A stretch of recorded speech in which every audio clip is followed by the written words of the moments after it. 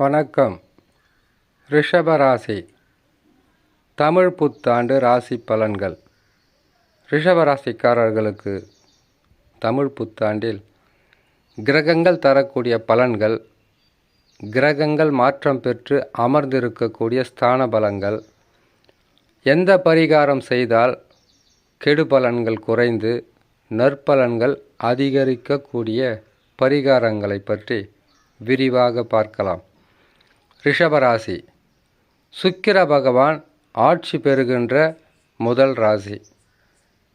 சந்திர பகவான் உச்சம் பெறுகின்ற ராசி. இந்த ராசியில் பிறந்தவர்கள் கள்ளம் கபடம் இல்லாதவர்கள், அனைவரையும் நல்லெண்ணத்துடன் உள்ளன்புடன் வரவேற்கத்தக்க நல்ல ராசி. இந்த ராசியில் பிறந்த யாராக இருந்தாலும் அன்புக்கு கட்டுப்படுவார்கள். பாசத்திற்காகவும் நட்புக்காகவும் வாழக்கூடிய நல்ல ராசி என்று சொல்லலாம். இந்த ராசிக்காரர்களுக்கு தமிழ் புத்தாண்டில் எத்தகையான நற்பலன்கள் கிடைக்கப் போகிறது என்பதை பார்க்கலாம். இந்த 2024 தமிழ் புத்தாண்டில் குரு பகவான் ஜென்ம ராசியில் இருப்பார். குரு பகவான் ஜென்ம ராசியில் இருக்கும்போது தேவையில்லாத பிரச்சனைகள் என்பது சற்று அதிகமாகவே இருக்கும். கடுமையான உழைப்பு இருக்கும். அலைச்சலும் திரிச்சலும் மன உளைச்சலும் கட்டாயம் இருக்கும். வாழ்க்கை என்பது போராட்டங்கள் நிறைந்தது. போராட்டம் இல்லாத வாழ்க்கை நீரோட்டம் இல்லாத ஆறு போல வறண்டு போயிருக்கும். உங்கள் போராட்டம் பல வகையிலும் வெற்றி பெறுவதற்கு ராகு பகவான் துணையாக இருக்கிறார்.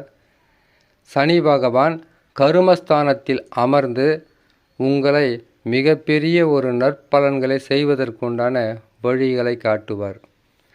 இருப்பதிலே குரு பகவான் தான் உங்களுக்கு பாதகமாக இருப்பார். ஆனால் குரு பகவான் இருப்பது பாதகமாக இருந்தாலும் அவர் பார்க்கின்ற பார்வையாகப்பட்டது சாதகமாகவே இருக்கும்.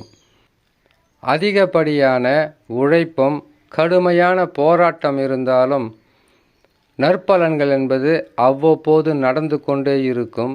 தடைகள் இருந்தால் பரிகாரங்கள் செய்து வெற்றி பெறலாம். ஜென்மத்தில் குரு பகவான் இருக்கும்போது குழப்பங்கள் நிறைந்த வாழ்க்கை, ஒற்றுமை இல்லாத வாழ்க்கை, முயற்சிகளில் தடைகளும் சிறு பின்னடைவும் இருந்தாலும் தடைகளுக்கு பிறகு வெற்றி என்பது மனநிறைவாகவே இருக்கும்.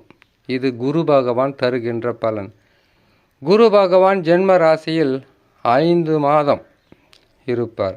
அதற்கு பிறகு வக்ரம் பெறுவார். வக்ரம் பெற்றால் பாதக அதிபதி வக்ரம் பெறும்போது சாதக பலன்கள் என்பது கட்டாயம் இருக்கும். 5 மாதங்கள் என்பது பல வகையிலும் உங்களுக்கு கஷ்ட நஷ்டங்களாக இருந்தாலும் அதற்கு பிறகு நற்பலன்களை தருவார். ஆனால் ரிஷப ராசி என்பது மென்மையான ராசி என்பதினால் இந்த கஷ்ட நஷ்டங்களை சில மாதங்கள் பொறுத்திருந்தாலே போதுமானது. நற்பலன்கள் கைமேல் கட்டாயமாக கிடைக்கும். அடுத்தது ராகு பகவான். 2024 12 மாதமும் ராகு பகவானால் பாதகமில்லை. திடீர் அதிர்ஷ்டங்களும் தொழில் மாற்றமும் இடமாற்றமும் வீடு மாற்றமும் இருந்தாலும் உங்களுக்கு நற்பலன்கள் என்பது குறைக்காமல் கொடுப்பது தான் ராகு பகவான். ரிஷப ராசியில் ராகு கேது நீசமாயிற்றே நற்பலன்கள் தருவார்களா என்றால், ரிஷபராசியில் உங்கள் சொந்த ஜாதகத்தில் இருந்தாலோ அல்லது பெயர்ச்சி காலங்களில் அமர்ந்தாலோ தான் கஷ்டம். 11ஆம் இடத்தில் ராகு பகவான் இருந்து விட்டாலே பணப்புழுக்கம் என்பது அதிகமாகவே இருக்கும். காசு பணம் என்பது கையில் சரளமாக வந்து போய்கொண்டே இருக்கும். உங்கள் தொழிலாகப்பட்டது வளர்ச்சியாக இருக்கும். வியாபாரமாக இருந்தால் வெற்றியை தரும்.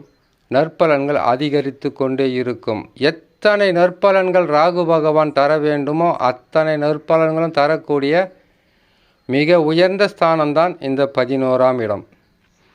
இந்த 11ஆம் ராசியில் அமரும்போது குரு பகவான் ஜென்ம ராசியில் இருக்கும்போது தனக்காரகன், புத்திரக்காரகன், பிரகாஸ்பதி, பல வகையிலும் நற்பலன்களும் பொருளாதார உயர்வும் தரக்கூடிய குரு பகவான் ஜென்மத்தில் இருக்கும்போது சில கஷ்ட நஷ்டங்கள் வந்தாலும் அதை ஈடு செய்யும் அளவிற்கு ராகு பகவான் வலிமையாக இருக்கிறார். கேது பகவான் 5ஆம் ராசியில் கன்னி ராசியில் அமர்ந்திருக்கும் போது இது பூர்வ புண்ணியஸ்தானம். திரிகோணம் என்று சொல்லக்கூடிய பூர்வ புண்ணியஸ்தானத்தில் எந்த கிரகங்கள் அமர்ந்திருந்தாலும், பாதக அதிபதியாக இருந்தாலும் சாதக பலன்களை கட்டாயம் தர வேண்டும்.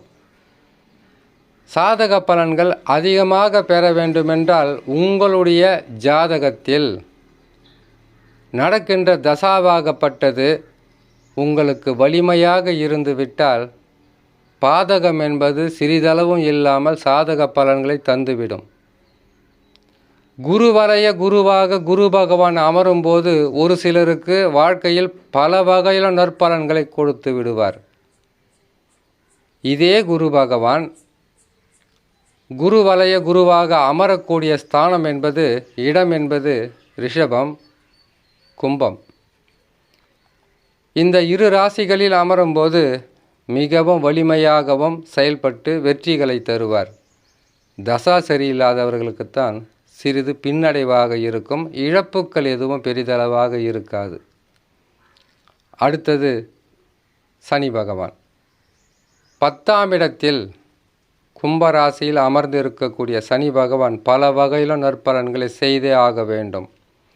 தொழில் முன்னேற்றம், வியாபார வளர்ச்சி, தொழிலில் மாற்றங்கள், உத்தியோக உயர்வு, வருமானம் பெருகுதல், உங்களுடைய இதனால் வரையில் தடைகளாக இருந்திருந்தாலும் அந்த தடைகள் விலகி நற்பலன்களை தரக்கூடிய ஸ்தானத்தில் அமருவதுதான் குரு பகவான் ஜென்ம ராசியில் அமருவதும், குரு பகவானின் பார்வை கேதுவின் மீது பதிவதும், ராகு பகவான் 11ஆம் இடத்தில் இருப்பதும், கும்ப ராசியில் சனி பகவான் ஆட்சி பலம் பெற்று அமர்ந்திருப்பதும்.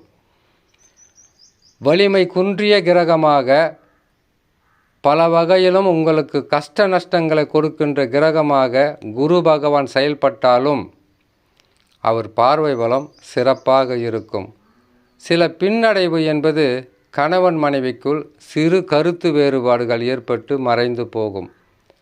பொருளாதாரத்தில் சில நேரங்களில் உங்களுக்கு மந்த நிலையில் இருந்தால் ஓரிரு மாதங்களில் நல்ல நிலையில் எதிர்பார்த்ததை விட அதிகப்படியான நற்பலன்களை தந்து விடுவார்.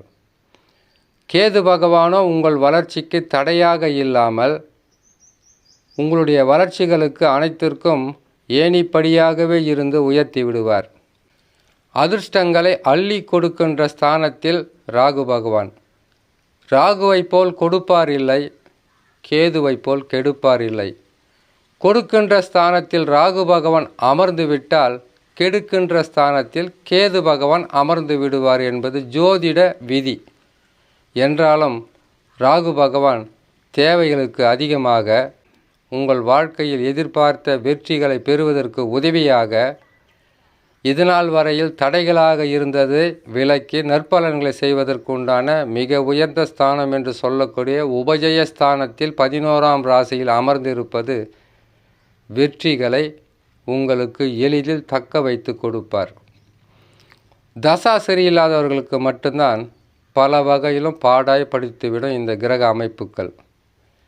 ஏன்னு கேட்டிங்கனாக்கா, ஜென்மத்தில் குரு பகவான் மட்டுமல்ல, சுக்கிரனை தவிர, புதனை தவிர மற்ற கிரகங்கள் ஜென்ம ராசியில் சஞ்சாரம் செய்யும்போது மிகவும் கடுமை காட்டுவார்கள், கொடுமை செய்வார்கள். குரு பகவானோ சுபகிரகம். குரு பகவானின் ராசிகள் என்று சொல்லக்கூடிய மீன ராசியில் சுக்கிர பகவான் உச்சம் பெறுவார். உச்சம் பெறுவதற்கு வீடு கொடுத்த குரு பகவான் அவருடைய ராசியில் அமரும்போது பாதகங்களை செய்ய மாட்டார். அப்படி பாதகங்களாக இருந்தால் செய்ய வேண்டிய பரிகாரமாக குரு தட்சிணாமூர்த்தியை வியாழக்கிழமை தோறும் வணங்கி வருவதும், வியாழக்கிழமை தோறும் மாலை நேரத்தில் சிவபெருமானை வணங்கி வருவதும் மிகப்பெரிய ஒரு நற்பலன்கள் என்பது கட்டாயமாக கிடைக்கும். ரிஷபராசிக்காரர்களுக்கு சனி பகவான் யோக அதிபதி. ராகு கேதுக்களும் நற்பலன்களை தருவார்கள். சுக்கிரனின் ராசிகளுக்கு குரு பகவான் பெரிதளவு நற்பலன்களை செய்யவில்லை என்றாலும் அமர்ந்த இடத்திற்கு தக்கவாறு கெடு பலன்களோ நற்பலன்களோ கட்டாயம் தருவார். அதற்காக தான் இந்த பரிகாரம். தொழிலில் உங்களுக்கு வளர்ச்சி இல்லாமல் இருந்தால், வியாபாரத்தில் வெற்றி இல்லாமல் இருந்தால், கையில் காசு பணம் என்பது குறைவாகவோ அல்லது சில வாரங்களில் சில நாட்களில் தள்ளி போகக்கூடிய நற்பலன்களாக இருந்தால் நான் சொன்ன இந்த பரிகாரத்தை செய்து வந்தாலே போதுமானது. வெள்ளிக்கிழமை தோறும் வீட்டிலே உங்களுடைய வீட்டிலே பிள்ளையார் அல்லது சிவன், பார்வதி, முருகப்பெருமான், பிள்ளையார் இந்த படம் உங்களுடைய வீட்டில் இருந்தால் அந்த ஃபோட்டோக்கு நீங்கள் அலங்காரம் செய்து உங்கள் வீட்டில் இருக்கக்கூடிய முதியவர்கள், சுமங்கலிகள் அல்லது குடும்ப தலைவன் தலைவி இவர்கள் மனமுருகி வேண்டி வந்தாலே போதுமானது. உங்களுக்கு நற்பலன்கள் என்பது கட்டாயம் கிடைத்து கொண்டே இருக்கும்.